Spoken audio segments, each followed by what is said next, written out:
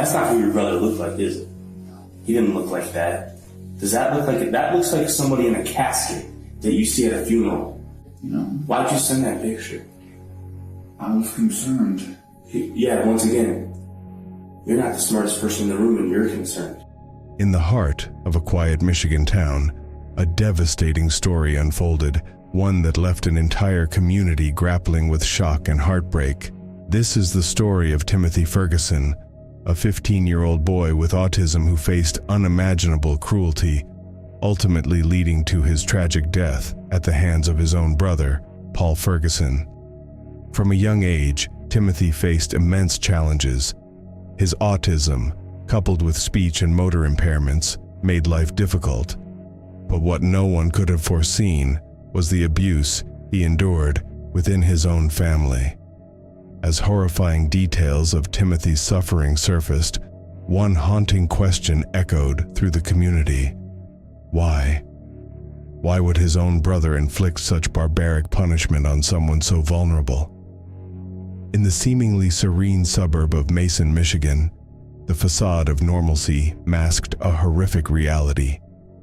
Paul Ferguson, under the guise of discipline, subjected Timothy to acts of cruelty so severe that they claimed his life.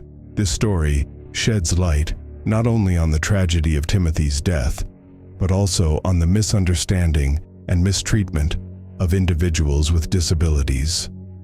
Children with autism, especially those with speech and motor impairments, often face challenges in expressing their needs and emotions.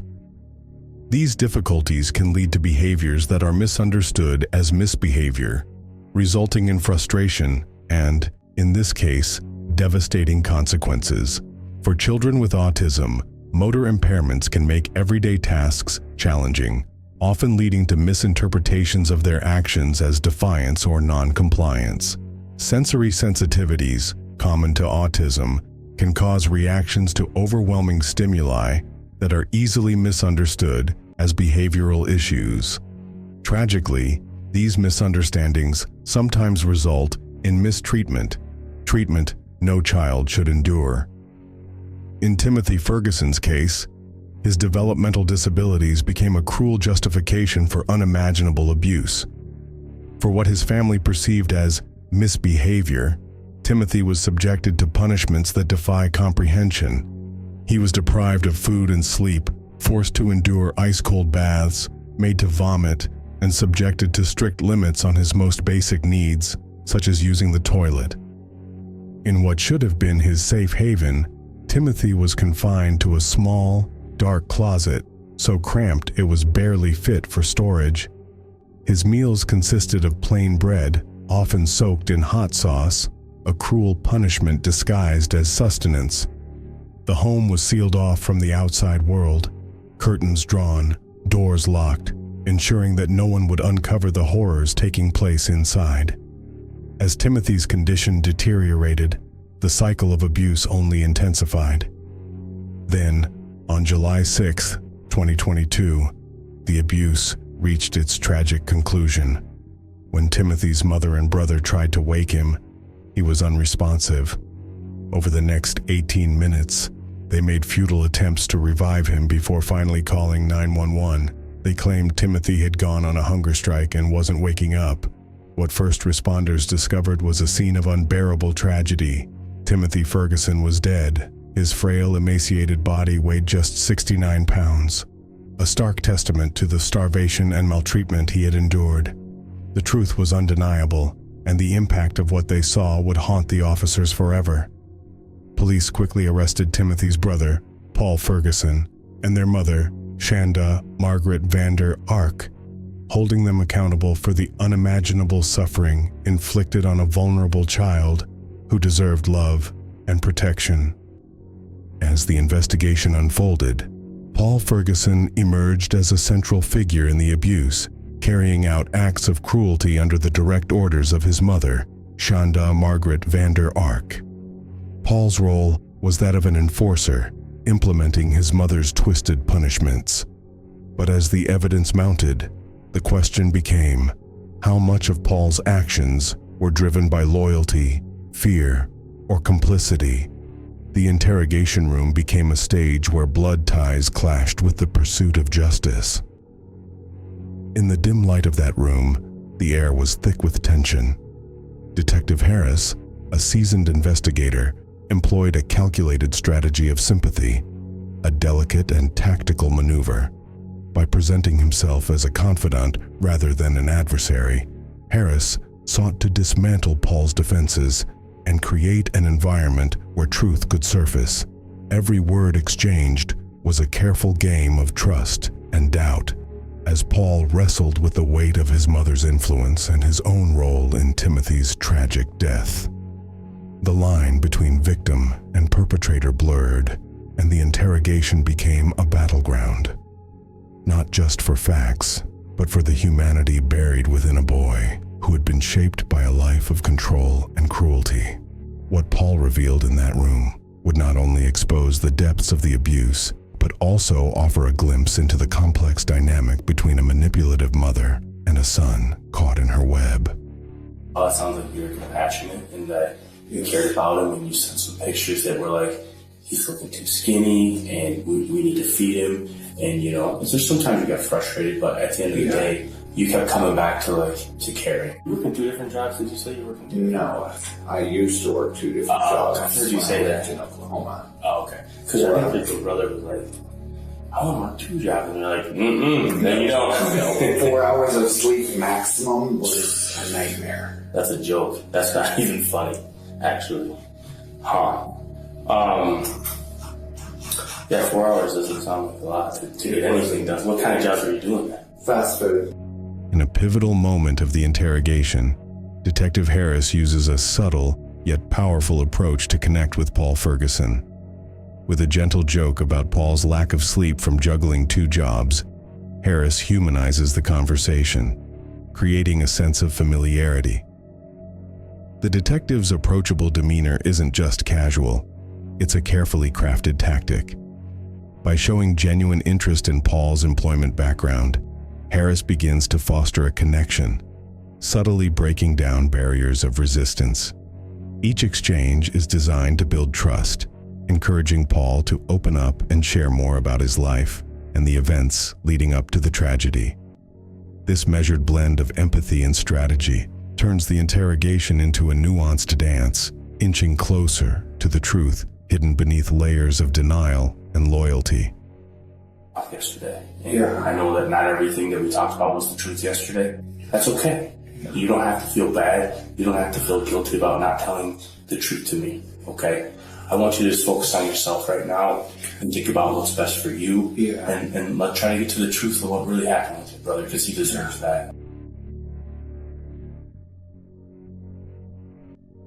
I feel so guilty, like I could have done something at any point in this. We didn't want any of this. We never wanted him to be injured or hurt. I loved him so much. Yeah, I can tell that. I can certainly tell that. The detective takes a calculated approach, acknowledging Paul's love for his brother, Timothy. By validating his emotions, the detective creates a sense of understanding and trust. But this isn't just about empathy. It's a deliberate tactic to encourage Paul to open up about the events leading to Timothy's untimely death. The detective employs a strategic move, presenting hard evidence to challenge Paul's story. The aim is clear: to introduce undeniable facts that force Paul to confront and reconcile them with his version of events. What I do want you to know, though, is that we went through the phones, okay? And we're beginning to go through the phones. And there's a lot of evidence in the phones, and I know that you're kind of aware of communication between yourself and your mother. Yes. And those sort of things. And that's kind of what I want to talk to you about. Detective Harris subtly addresses the possibility that Paul may have been untruthful in their earlier conversations, but reassures him that it's okay to set the record straight now. This calculated approach is designed to ease Paul's discomfort and encourage him to admit to any falsehoods. She doesn't want to appear like a bad person. She doesn't want to be the bad guy in this. We never wanted any of this. We want him to be healthy. I know that for a fact. We should have been so much. I should have at least put my foot down on something. Right. But she knows that you shouldn't be using hot sauce as a punishment, right? She knows better than that. And you know better than that too, right? I think that anybody with some common sense knows that hot sauce is not something used to punish a child for eating food that they're not supposed to eat, or for disrespect, or for not following orders. We know those things aren't okay. I know that. We've tried so many different things. We just were running out of options of trying to find a punishment that would actually work. The evidence of his mother's lies shifts the tone of the interrogation, casting doubt on Paul's story. Rather than outright accusing him, Harris carefully points out the inconsistencies in both accounts. It's a calculated move, forcing Paul to grapple with the growing weight of the evidence against him. Think about this. Right now is not a time about blaming people, but it's the time to try to figure out, when could we have changed things? What could we have done differently? How did we get to the point where we were at? Because, clearly where you guys got to, you say he was in the bath. That wasn't a nice, enjoyable bath, though, right? That was a punishment bath. And he's getting these ice baths. I know there's numerous of them, right? Because I've read through the messages. How are you getting the ice? Like, where's it coming from? We have an ice machine upstairs. It's not a lot. It can barely create any. It's enough to make it a full-on. But it's a cold bath. How did he get that injury in his head? Did you hit him once a little harder than you maybe wanted to? I kept trying to pick him up after I got him out of the closet, and I think at one point he actually scratched where I pulled away, and he fell, and I think it happened several times, like he was trying to get out of my reach. Yeah. I don't know, but he slipped out of my hand and hit his head on the ground. But what part of his head did he hit? It wasn't the sides. I don't know the exact region, because by the time I heard the thud, I was literally about to turn around because I had to stop for a moment. The contradictions between Paul's story and his mother's account become the focal point as Harris methodically exposes the inconsistencies. This approach is designed to pressure Paul, emphasizing the parts of his narrative that clash with the established evidence. What to do. And so I understand why you feel the way that you do, but at the same time you have to look at you think that your mother's telling you to do what's best for him, right? That's what you've been telling me. Yeah, and I know she wants what's best for all of us. So tell me what really happened in the morning then, because obviously what was told to us wasn't the truth. What really happened? When somebody found him, or I woke up and I had been grabbing my shoes, and it was at that point that it basically all played out like we said. The whole morning thing was exact. He wasn't breathing in the closet. It was the closet, though.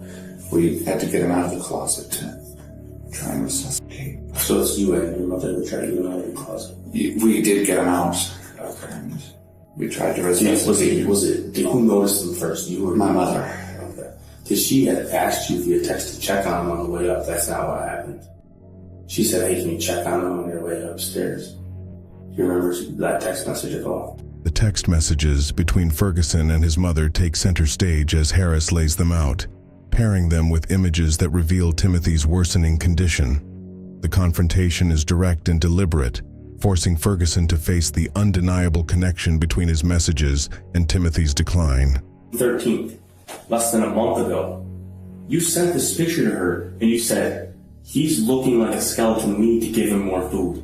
But you guys didn't give him more food over the next couple weeks. You guys gave him less and more punishment and less bread and more bread with hot sauce. This is scary looking, right? You probably thought, he can barely walk. You sent a picture of his legs, right? You sent this picture of his legs to your mother. Your mother, being smart and intelligent and the smartest woman in the room, she didn't do anything about that. Didn't think about taking him to the doctor. Didn't think about, we have to give him some more food, like seriously now. Instead, what do you think she did? She gave him less and more punishment. Look at his face right there. That's not who your brother looked like, is it? He didn't look like that. Does that look like it? That looks like somebody in a casket that you see at a funeral. No. Why'd you send that picture? I was concerned. Yeah, once again, you're not the smartest person in the room and you're concerned. Did she do anything about it? No, you know what she said? He's gonna sleep in the bath all night tonight. He's sleeping in the back all night tonight. Detective Harris takes a decisive step, challenging the truth of Paul's earlier statements. He forces Paul to face the inconsistencies in his story, carefully steering the conversation toward the truth with a strategic prompt for a more honest account of events. Shanda Margaret received a life sentence in prison without the possibility of parole for the murder and torture of her son, Timothy Ferguson. Although Paul Ferguson testified against his mother, he was sentenced to 30 to 100 years for his role as the enforcer in the abuse that spanned from 2009 to 2012, when Timothy was as young as 2 years old. Oklahoma Child Protective Services had conducted multiple investigations into allegations of abuse, with one resounding recommendation: Shanda's parental rights should be terminated. This decision, made after years of troubling behavior, should have put an end to her unsupervised access to her children. But instead of following through with this termination, in 2012, a deal was struck with her ex-husband. Shanda was allowed to leave the state, relinquishing custody, but was granted supervised visitation for just 3 hours a month. This arrangement, however, would prove insufficient to protect the children. Shanda moved frequently, with 18 known addresses between Oklahoma and Virginia, revealing an unstable, transient lifestyle. But the more pressing question remains: how did she end up in Norton Shores, Michigan, in May 2021, with Timothy, Paul, and their youngest brother Gabriel? The answer points to a critical gap between legal recommendations and the actual implementation of child welfare protocols, leaving a trail of unanswered questions in its wake.